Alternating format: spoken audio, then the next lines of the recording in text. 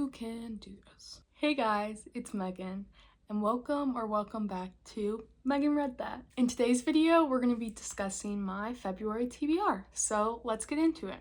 I'm participating in one readathon this month, and that's the Romantasyathon Starfall Ball that Tori Between the Pages hosts, and I believe it's from February 14th to the 22nd, and there is a bunch of prompts. I'm gonna be doubling up on prompts and trying to read 3 books within the week, just because I have a lot going on with school-wise. We're filming our thesis films, so I will be quite busy. I think I'm gonna start off with my TBR for the Starfall Ball. One of the books I want to read for that is Heartless Hunter by Kirsten Cicerelli.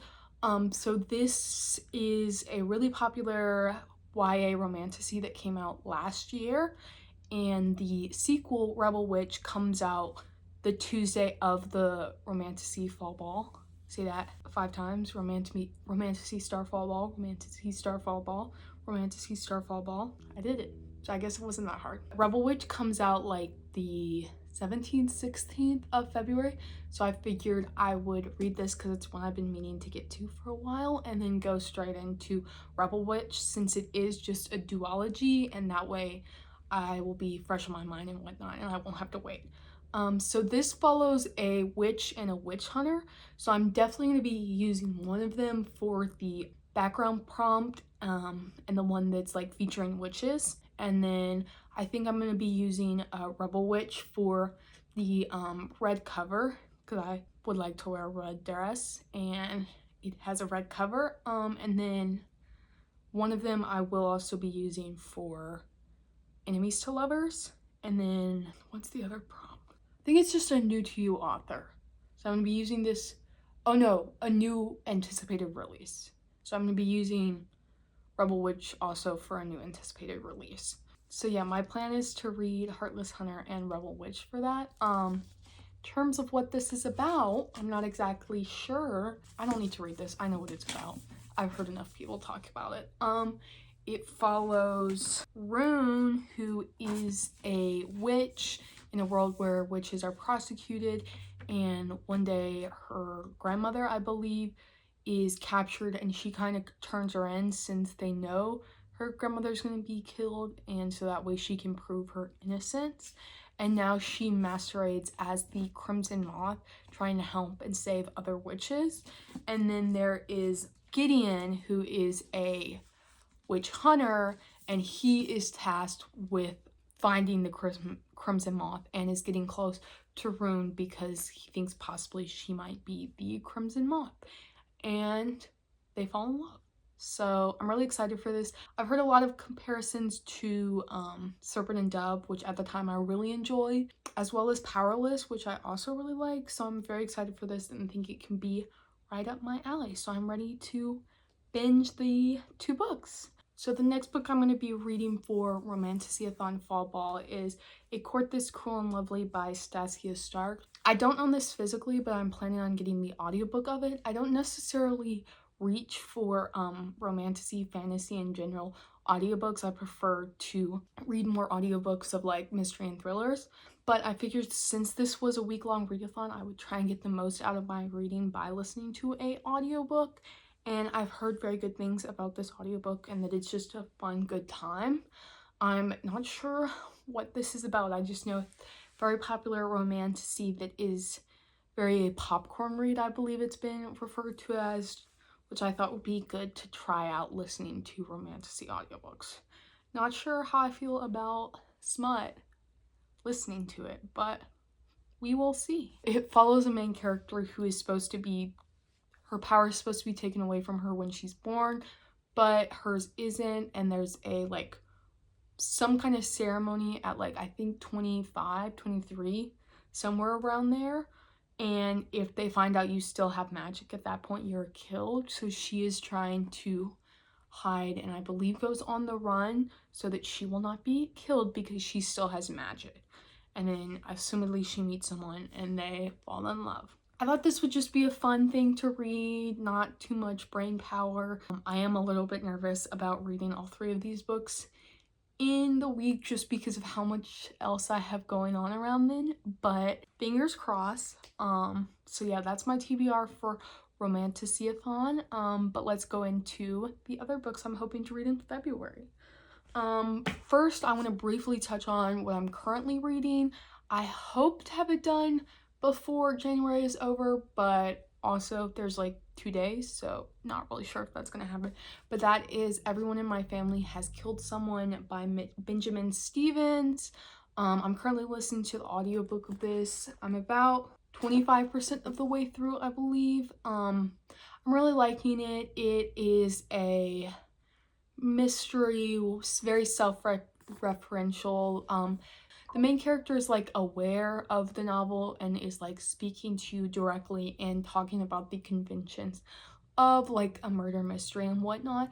And like within the first few pages he like tells you when all the deaths will be, and it's very focused on being like fair play and stuff. So I'm really enjoying it so far, but I do think books like this heavily depend on the ending and if it like follows through with all the threads. So I'll get back to you when I've actually finished it, but if I haven't finished it before the end of January, this will be my first read of February. Speaking of, let's run through the other audiobooks I want to read or listen to. Another one that I've been meaning to get to that I think I'm gonna like physically and listen to it at the same time is The Appeal by Janice Hallett. This is a mixed media book that's told entirely through emails of this office. One murder, 15 suspects. This is a very like, I believe, fair play mystery, and you're just given all of these different emails and have to figure out. So yeah, I have like 3 of Janice Hallett's books and I really wanted to try her. So I figured why the hell not. I think I'm going to listen along as I read this because the audiobook is full cast, and I think that will just make it easier to differentiate between people, I believe. I also just think stuff like this, mixed media, is fun to like listen to and stuff, and you get more of like the cadence and whatnot. The evidence is all there between the lines waiting to be uncovered.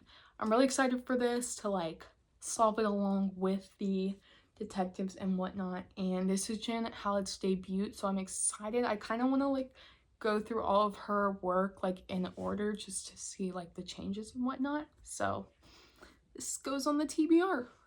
Wait, I should have put the books like yeah, that looks good. Another audiobook that I'm hoping to get to that I don't have physically is Witchcraft for Wayward Girls by J.D. Hendricks. This is a new release that came out in January, and I'm trying to keep up with like mystery thriller horror books that come out throughout the year that I'm like interested in, and this is one that sounds very intriguing. It follows this home for girls who I believe have like gotten pregnant and are kind of just shunned away in this house to give birth and stuff, and they're very troubled and whatnot, and then they learn witchcraft. So they're sent to Wellwood Home in Augustine, Florida, where unwed mothers are hidden by their families to have their babies in secret, give them up for adoption, and most importantly of all, forget it ever happened. And then the girls there learn witchcraft. So I'm very excited for this. I don't know if it's getting the best ratings, but I haven't read a J.D. Hendricks. I also haven't read a lot of horror, so I kind of want to dip my toes in it. I love like horror films, so I definitely want to give horror books a go and like taste test a couple, and I think J.D. Hendricks is a good place to start out. So then we have another couple of books that I'm hoping to read. First up is The Traitor Queen by Danielle L. Jensen. I recently just finished The Bridge Kingdom, and I really just want to go straight into this one and finish out the duology, even if I still have like the other books in this series. I would like to finish out Laura and Aaron's story while it's still fresh on my mind. I didn't love The Bridge Kingdom. There were definitely some parts where I felt like they were skipping over large portions of time and not really seeing any of like the build up and like development of the characters. But I'm really excited for where this one picks up, and I think it's gonna serve a lot of angst and like fighting and whatnot.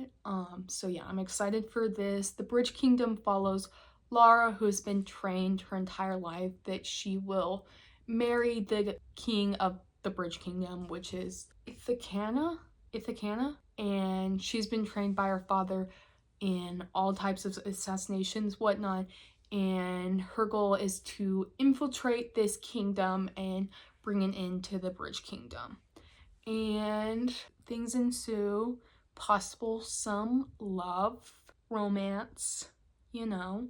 This is a fantasy romance, so yes.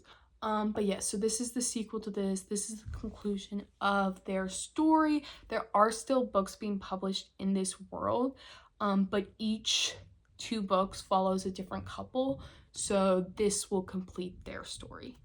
Finally, we have Iron Flame by Rebecca Yarros / Onyx Storm by Rebecca Yarros. I do not physically have Onyx Storm yet. My mother graciously bought it for me there at this bookstore because I'm just not really close to any like good bookstores, and she's not coming till like the end of February, so I think I'm gonna just read that on my Kindle. But I did not finish on Iron Flame. Iron Flame came out when I was in my reading slump, and I really tried to read it. So far that I got literally 445 pages into it, and then I stopped reading it.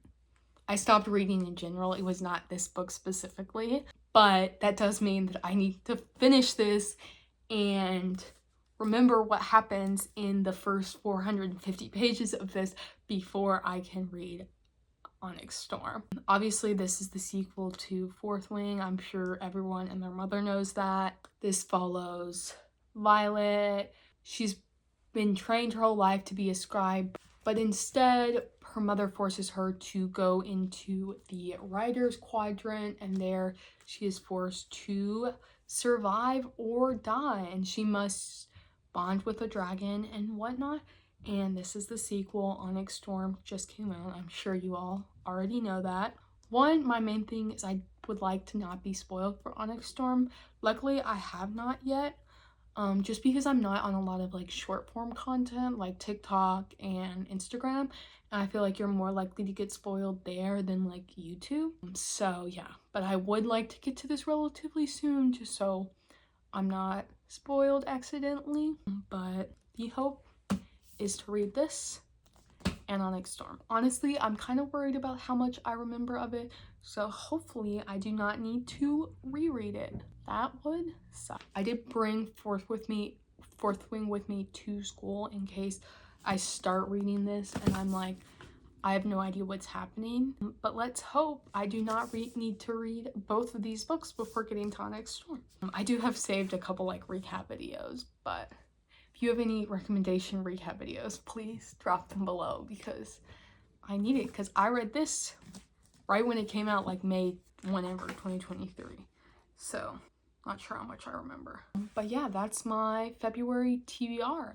Let me know what you're hoping to read in February, and thanks for watching. See you next time. Bye.